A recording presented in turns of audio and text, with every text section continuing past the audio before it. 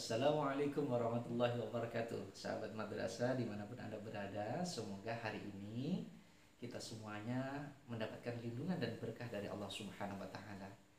Sahabat madrasah, pada kesempatan yang baik ini saya ingin membacakan satu hadis an Abi Hurairah radhiyallahu an Rasulillah sallallahu alaihi wasallam. Qala man kana yu'minu billahi wal yawmil akhir falyakul khairan aw liyasmut. Wa man kana yu'minu billahi wal yawmil akhir falyukrim jarah. Wa man kana yu'minu billahi wal yawmil akhir falyukrim dhaifah. Dari Abi Hurairah radhiyallahu an bahwa Rasulullah sallallahu alaihi wasallam bersabda, barang siapa beriman kepada Allah dan hari akhir, hendaklah ia berkata baik atau diam. Barang siapa beriman kepada Allah dan hari akhir, hendaklah ia menghormati tetangganya. Dan barang siapa beriman kepada Allah dan hari akhir, hendaklah ia memuliakan tamunya. Hadis riwayat Muslim. Menyikapi dari hadis tersebut, mungkin saya ingin membahas yang pertama, bahwa hadis ini termasuk rujukan utama bagi seorang muslim dalam bersikap dan membina hubungan bermasyarakat. Karenanya hadis ini layak dihafal, diulang-ulang, ditafakuri, dan tentunya dipraktikkan dalam kehidupan sehari-hari. Walau kelihatan redaksinya sangat singkat, tapi pengaruhnya sungguh luar biasa. Terutama terciptanya hubungan yang harmonis di masyarakat. Apalagi pada era sekarang, di mana pembicaraan di media sosial sangat luar biasa. Apapun bisa dibicarakan dan siapapun bisa berbicara apa saja. Ada 3 hal penting yang dikemukakan Rasulullah di dalam hadis yang teramat mulia ini. Pertama, keharusan menjaga lisan. Yang keduanya, menghormati tetangga. Kemudian yang ketiga adalah keharusan memuliakan tamu. Insya Allah dalam dalam kesempatan ini saya akan membahas poin yang pertama. Sahabat madrasah yang dirahmati Allah, Imam Al-Jalil Abu Muhammad bin Abi Zaid mengatakan bahwa berkata baik atau diam termasuk satu dari 4 etika yang sangat utama di dalam Islam. Selain meninggalkan hal-hal yang kurang bermanfaat, juga menahan marah dan mencintai saudaranya sebagaimana ia mencintai dirinya. Imam Syafi'i memberi pula komentar tentang berkata baik atau diam ini. Hadis ini bermakna apabila seseorang hendak bicara, maka berfikirlah terlebih dahulu. Apabila telah jelas bahwa ucapannya akan membawa kemaslahatan, maka berbicaralah. Dan apabila telah jelas bahwa ucapannya akan membawa kemudaratan atau ia ragu bahaya dan tidaknya, maka diamlah. Diam adalah sesuatu yang netral. Diam bisa menunjukkan keutamaan atau kebodohan seseorang. Diam pula bisa menunjukkan perbuatan haram ataupun halal. Intinya, baik buruknya sikap diam sangat dipengaruhi oleh adanya stimulus atau rangsangan yang datang pada seseorang, yaitu adanya pengkondisian. Karena itu ada beberapa tingkatan orang diam, yaitu yang pertama diamnya orang berilmu atau orang saleh. Yang kedua adalah diamnya orang yang memang pendiam, lebih cenderung dia karakter memang pendiam. Dan yang ketiga adalah diamnya orang yang bodoh. Diam tipe orang pertama adalah yang paling utama, karena ia diam karena dia tahu ada kebaikan di balik diamnya tersebut. Ada sebuah kisah menarik dari Anas bin Malik. Suatu hari pada perang Uhud, Anas melihat seorang pemuda yang mengikatkan batu ke perutnya lantaran kelaparan. Ibunya lalu mengusap debu dari wajahnya sambil berkata, "Semoga surga menyambutmu, wahai anakku." Ketika melihat pemuda yang terdiam tersebut, Rasulullah bersabda, "Tidakkah engkau ketahui mengapa ia terdiam saja?" Mungkin ia tidak ingin berbicara yang tidak perlu, atau ia menolak dari hal-hal yang membahayakan dirinya. Dalam riwayat lain Rasulullah bersabda, kalau engkau temukan seseorang yang sangat berwibawa dan banyak diamnya, ketahuilah mungkin ia sudah memperoleh hikmah. Hikmah adalah pelajaran yang mendalam. Apa keutamaan diam yang berdasarkan ilmu? Said Haidar Amuli mengungkapkan, seperti dikutip Jalaluddin Rahmat, bahwa ketika kita menutup mulut untuk tidak bicara, berarti kita mengizinkan hati untuk bicara lebih banyak.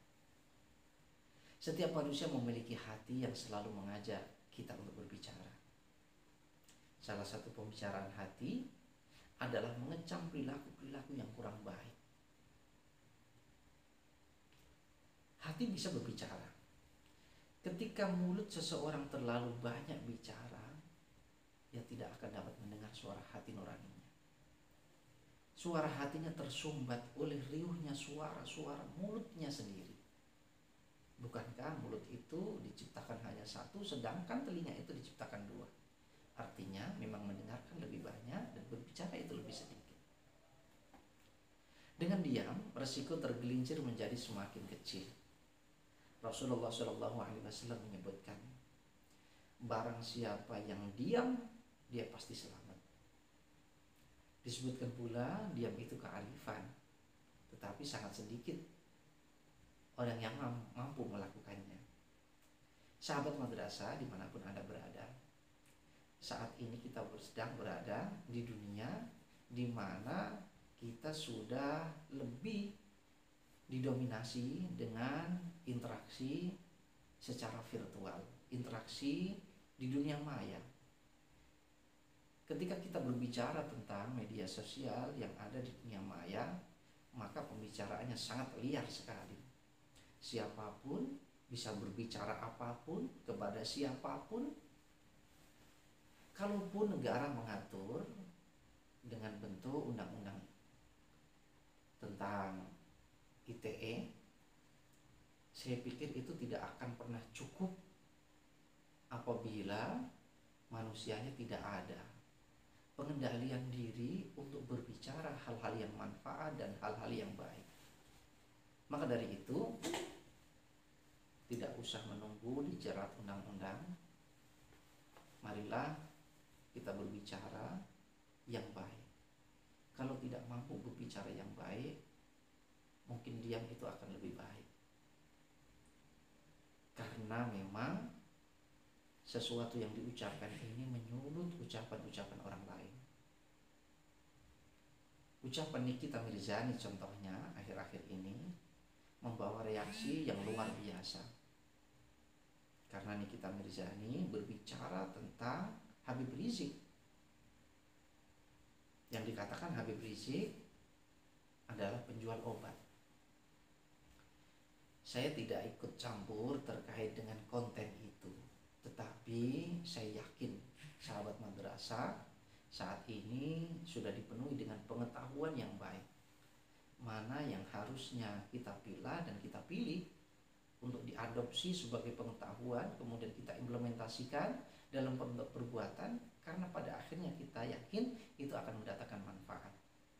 Tetapi saya juga yakin sahabat madrasah mengetahui mana yang harus kita tidak mengomentarinya, kemudian diam, karena kita tahu dan kita yakin bahwa diam itu adalah lebih baik. Semoga dari kita bisa mengendalikan ucapan kita, dan ucapan pada saat ini sudah banyak tergantikan dengan ketikan jari.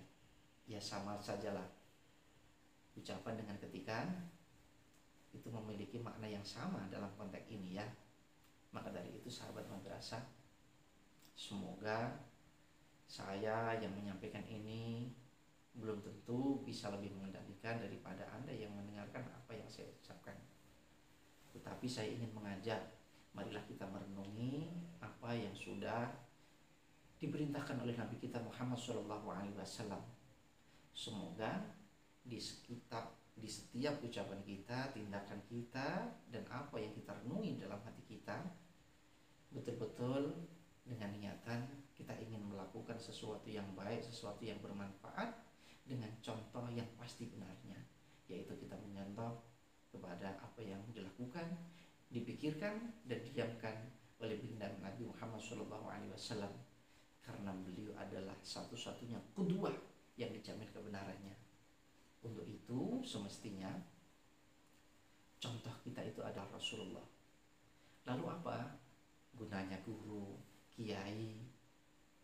Guru, kiai, orang alim adalah orang-orang yang membimbing kita, yang mengarahkan kita, yang menuntun kita supaya kita mencontoh baginda Nabi Muhammad SAW.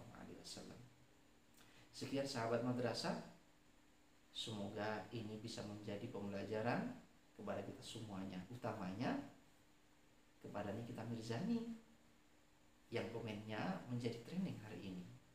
Demikian pula kepada Habib Rizik dan pengikutnya. Semoga kita bisa mengimplementasikan hadis ini.